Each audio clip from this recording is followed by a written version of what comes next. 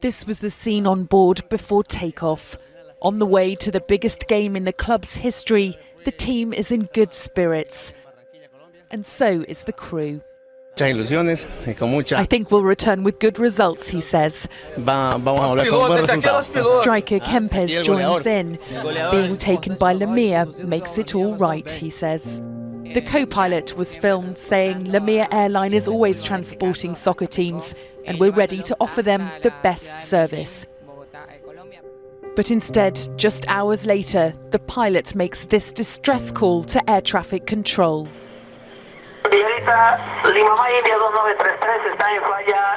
His voice calm, he tells the operator the electrics have failed and he's run out of fuel.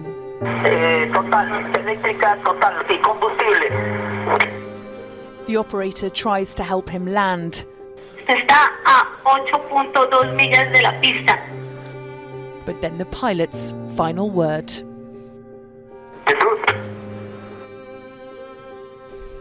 71 people died when the aircraft plunged into the Colombian mountainside. Brazil's O Globo newspaper reports the pilot declined 2 chances to refuel. This rescuer said he could hear people crying for help when he arrived at the scene. Several people at the rear part survived, he said. It was in fact 6 people, including 3 players. Relatives arrived in Colombia today to bring their loved ones home. All the players have now been identified and will return to Brazil in a military aircraft. They'll come directly to the club's home stadium for a service. The stadium that has now become a shrine. Tributes led by the few players left behind. That devastating plane crash with the Brazilian soccer team on board, this young fan is mourning this morning, mourning the loss. 6 people miraculously made it out, and David Curley has more. And David, they've now recovered the black boxes. That's right, Michael. Yes, they have the black boxes, but the question this morning is that the crew reported an electrical problem. So did those boxes stop recording information that could solve this mystery? Having pulled 6 survivors from this crash scene, teams recovered 71 bodies of those who did not survive, and the black boxes, which could answer why the commuter jet crashed, taking a Brazilian soccer team. Stunned fans overnight holding a vigil. The shock seen on the face of one of the youngest fans, and 2 injured players who didn't make the trip to the team's first ever finals.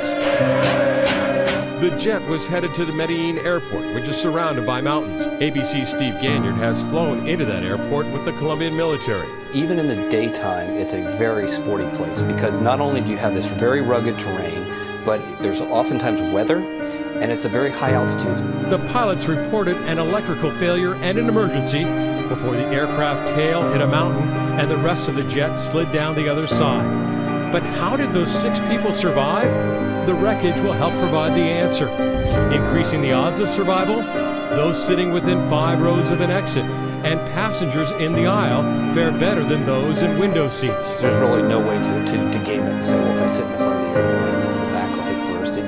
It depends on the mishap. Every mishap is a little bit unique in its own right. And the odds are already on the flyer's side. More than 95% of plane crash victims survive. In fact, a professor who studies this says you have a better chance of becoming president of the United States or winning an Olympic gold medal or a Nobel Prize, Michael, than ever dying in a plane crash. Wow. And I have one question for you, David. Why is it better to sit in an aisle than a window seat? It's because if something does happen and you do go down, you can move quicker to that exit and get out of the aircraft than somebody who's got to move 2 seats, get to the aisle, and then get to the exit. All right, David, makes a lot of sense. Thank you. Also,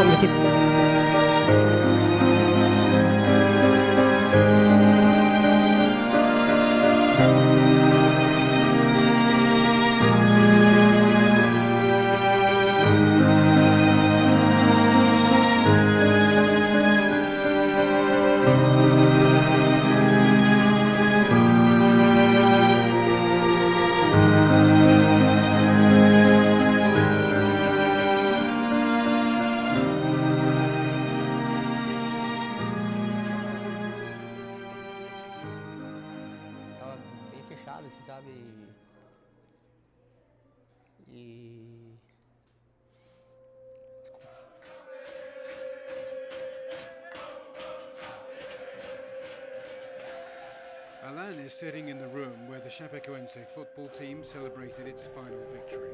A video that is now iconic shows the players of the club banging their lockers and singing Go, Go, Chape, their last big moment together. O grupo estava muito feliz e via, né, pelos vídeos que mostra aí, aquilo ali era nossa cara, nossa identidade. It's barely 2 months since Alain and his teammates Neto and Jackson Folman were pulled alive from the shattered wreckage of Lamia Flight 2933. Alain's injuries are obvious. The emotional scars though are deep. O avião dificilmente caiu. Se ele caiu, realmente todo mundo sabe que teve culpados, mas como eu te falei, não cabe a mim julgar ninguém. Só espero que isso realmente seja. He's facing his demons every day, and on Saturday he and his remaining teammates from 2016 collected the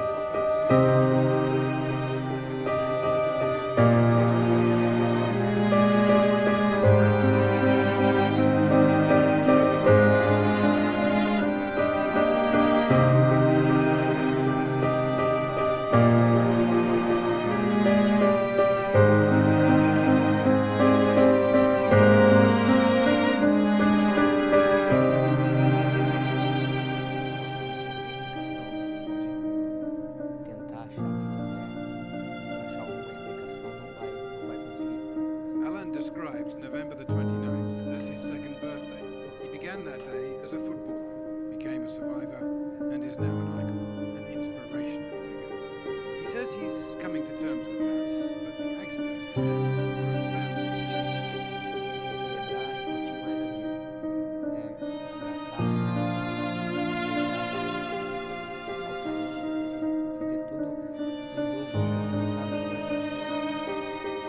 Alain's journey has already been remarkable, and his recovery will take much more time. But he's going to try and keep smiling for the future, never forgetting his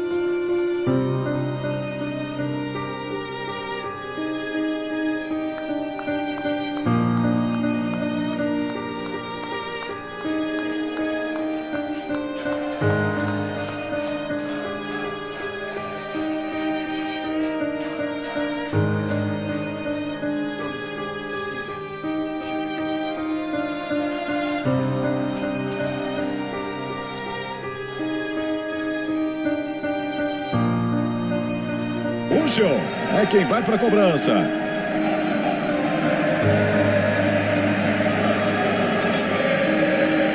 É o terceiro pênalti do jogo, o primeiro a favor da Chape.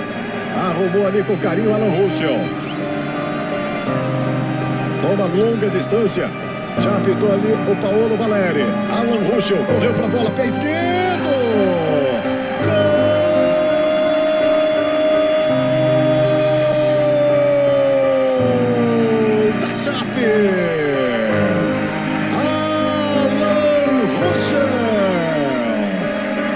Aplauso do banco, aplauso do público, aplauso do Jackson Folman, aplauso do torcedor italiano, Alan Ruschel. Vai voltando, vai cada vez mais reconstruindo a sua própria carreira. Nesse momento especial, cumprimenta ali o Lobão, destacando principalmente a bênção do Padre Francisco durante a semana. Torcedor ali com o cartaz brasileiro, tocou na bola o Lobão. Tocou na bola o Lobão, mas sem dúvida alguma, mais um momento para ser registrado como especialíssimo na carreira do Alan Ruschel. De pênalti, faz o primeiro da Chape no jogo.